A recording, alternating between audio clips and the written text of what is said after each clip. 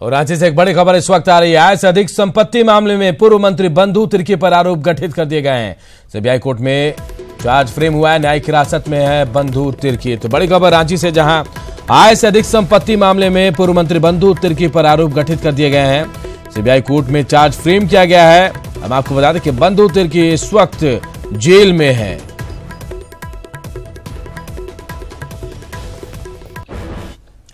राजधानी रांची के अरगोड़ा से जाने वाली सड़क पर ना तो स्पीड ब्रेकर है और ना ही कहीं पुलिस की बैरिकेडिंग दिखती है। इस मार्ग पर पुंदाग टीओपी की स्थापना जरूर की गई, लेकिन उसका काम भी लापरवाही जैसा है। जबकि अरगोड़ा से आगे शालीमार बाग तक का इलाका पूरी तरह से आवासीय कॉलोनी में तब्दील हो गया है। इस मार्ग पर गाड़ियों की रफ्तार इतनी ज्यादा तेज होती है कि कभी भी कोई बड़ा हादसा हो सकता है, लेकिन पुलिस इसे गंभीरता से नहीं ले रही। और इसके लिए तो पीसीआर वैन और जो भी है लगा हुआ रहता है हर समय, और चेकिंग चलते रहता है। और स्पीड के लिए तो ब्रेकर लगाना मेन होता है, और इसके बारे में ज़्यादा कुछ के लिए तो रोड का जो होता है स्पीड ब्रेकर लगाना चाहिए। रांची के अटल स्मृति वेंडर मार्केट के उद्घाटन के बावजूद अब तक फुटपाथी दुकानदारों को यहां दुकान नहीं मिल सकी है। हालांकि रांची नगर निगम ने दुकान आवंटन के लिए दुकानदारों की कमेटी के साथ कई बैठकें की। इसमें 200 से ज्यादा आपत्तियां दर्ज की गई है। ऐसे में आवंटन की प्रक्रिया रुकी है।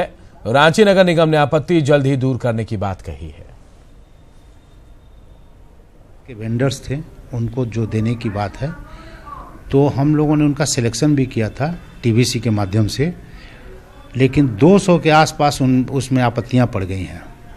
तो उन आपत्तियों की जांच के लिए पुनः टीवीसी की बैठक करके उनके मेंबर्स को पूरी कमेटी को दिया गया है। जब वो जांच करके देंगे तो उसके बाद अलॉटमेंट की प्रक्रिया शुरू होगी। और जब से आंध्र प्रदेश से आने वाली मछलियों में फार्मेलिन पाए जाने की बात सामने आ रही है, उससे लोग सजग हो गए हैं। पहले बिहार और में आंध्र की मछलियों पर रोक लगाए जाने के बाद झारखंड में भी आंध्रा की मछलियों पर रोक लगाने की कवायद शुरू हो गई। आंध्रा की मछलियों पर बैन की खबर से रांची के मछली विक्रेताओं को भी नुकसान हो रहा है। ग्राहक आंध्रा की मछली खरीदना नहीं चाहते और मछली विक्रेताओं ने स्टॉक जमा कर रखा है, लिहाजा कम दाम में ही इन मछलियों को अब बेचना पड़ रहा है। असर पड़ेगा। यहाँ जितना भी अपना बेरोजगार तो ये सब का तो क्या करेंगे, अपना माल तो नहीं ना फंसाएंगे जी। प्रिंट मीडिया, सोशल मीडिया सारा चीज़ों को देख रहे हैं, तो उसमें जो हम लोग को चेतावनी दी जा रही है कि जिंदा और ताज़ी मछली खरीदिए, इसलिए हम लोग प्रेफरेंस दे रहे हैं जिंदा और ताज़ी मछलियों को ही, ना कि वो जो आंध्रा केरला वाली जो रासायनिक वाली जो आती है मछली, उनको हम लोग प्रिविलेज नहीं दे रहे हैं। साहिबगंज में गंगा पुल के निर्माण से जुड़ी सारी अड़चनें दूर हो गई हैं। ऐसे में निर्माण कार्य जल्द ही शुरू होने की उम्मीद जताई जा रही है। रिपोर्ट देखिए। साहिबगंज और मनिहारी के बीच कई सालों से प्रस्तावित गंगा पुल का निर्माण जल्द शुरू होने की उम्मीद जगी है। प्रधानमंत्री नरेंद्र मोदी ने साल 2016 में इसका शिलान्यास किया था, लेकिन भारत और चीन की 2 कंस्ट्रक्शन कंपनियों के बीच मतभेद के चलते निर्माण कार्य अटका हुआ था। हाल में केंद्र सरकार ने इन अड़चनों को दूर करने की पहल की है, जबकि कांग्रेस ने निर्माण में देरी को चुनावी मुद्दा बनाने की बात कह रही है। गंगा पुल का निर्माण के लिए शिलान्यास आज माननीय प्रधानमंत्री आज 1 साल से पहले कर चुके हैं, लेकिन आज तक शुरू नहीं हुआ। और जहां तक हमें जानकारी है कि वो शुरू होने वाला नहीं है, बल्कि बाकी सारी क्लियरेंस हो गए हैं। सिर्फ फाइनेंशियल क्लोजर की दिक्कत है, वो इस 15 दिन में हो जाएगा और मार्च तक काम शुरू होने का पूरा उम्मीद है। राजमहल के बीजेपी विधायक अनंत ओझा ने हाल में पलामू दौरे में पीएम मोदी को गंगा पुल निर्माण से जुड़ी समस्याओं की जानकारी दी थी।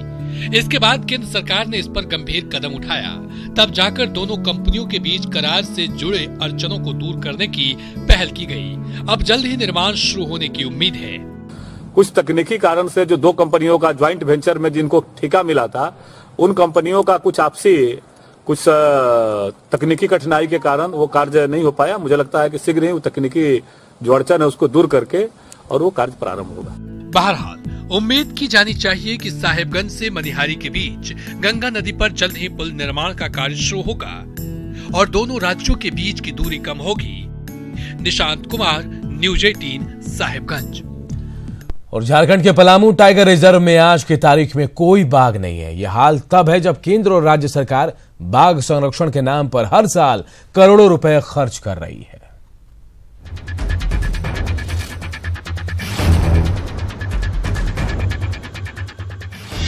वन से गायब वनराज, झारखंड से नाराज टाइगर, बेतला में एक भी बाघ नहीं। झारखंड में अब एक भी बाघ नहीं है। बाघों को बचाने के लिए पलामू में 1973 में बेतला टाइगर रिजर्व की स्थापना की गई थी। बीते 46 सालों में बाघों के संरक्षण के नाम पर सिर्फ झारखंड में अरबों रुपये खर्च किए गए, लेकिन बाघों की संख्या बढ़ने की बजाय घटती चली गई। अब हाल ये है कि झारखंड में एक भी बाघ नहीं है। अभी तो बाघ यहाँ नहीं है, हम तो जान रहे हैं। ऐसे वो लोग कुछ लोग जानते होंगे तो जाने, इसलिए कि हम लोग को पता है। हम लोग जहाँ बाघ रहता है वहाँ खुद हम लोग हाथी लेके जाते हैं।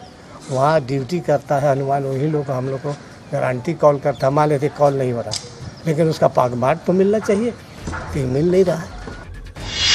आखिर बेतला से कहां गए बाघ? क्या बाघों का तस्करों ने किया शिकार? जंगल में अतिक्रमण से भागे बाघ। अब बेतला बाघों के लिए सेफ जगह नहीं। झारखंड में बाघों के लिए बेतला टाइगर रिजर्व की स्थापना की गई थी। यहाँ बाघों को कोई दिक्कत न हो इसकी व्यवस्था की गई थी, लेकिन इसके बाद भी वनराज यहाँ नहीं ठहरे। पर्यावरण के जानकार लोगों का कहना है कि वन क्षेत्र में ग्रामीणों के बढ़ते दखल और वनों के लगातार कटाई से बाघ यहाँ से पलायन को मजबूर हुए। देखिए, फेल होने का कारण क्या है कि एक तो आबादी बढ़ी है, उसका दायरा छोटा होता गया। अगर बाघ का दायरा छोटा होता जाएगा, क्योंकि बहुत बड़े एरिया का राजा होता है, करीबन 100 स्क्वायर किलोमीटर तक का एरिया उसका क्षेत्र होता है, और उसको खाने पीने का साधन नहीं मिलेगा तो वो यहाँ नहीं रहेगा। मालिक आएगा भी तो चला जाएगा वो। तो कहीं ना कहीं उस तरह का क्षेत्र अभी आपके पास नहीं है, क्योंकि आप देखिएगा पलामू वगैरह का बहुत बड़ा क्षेत्र गांव वगैरह बस गया, एकदम इनक्रोच कर गया है। बेतला टाइगर रिजर्व के कोर और बफर एरिया से बाघों के गायब होने से वन विभाग चिंतित है। विभाग के अधिकारियों का कहना है कि बेतला के बाघ फिलहाल छत्तीसगढ़ के जंगल में चले गए हैं। बरसात तक वो वापस आ जाएंगे। अभी अगर आज के दिन में पूछिएगा तो आज के दिन में इनका कोई हमको ये नहीं मिल रहा है साक्ष्य। आज मतलब ये संभवतः हम लोगों का आकलन ये है कि ये लोग छत्तीसगढ़ की तरफ यहाँ जो डिस्टर्बेंस है उसके चलते माइग्रेट किए हैं, और हम हर साल होते रहता है। झारखंड के जंगल से बाघ तब गायब हो गए हैं जबकि इनके संरक्षण के लिए 2017-18 में 30 करोड़ रुपए से ज्यादा राशि खर्च हुई। विभाग ने कोर्ट में हलफनामा देकर कहा है कि बाघ बेतला से छत्तीसगढ़ चले गए हैं।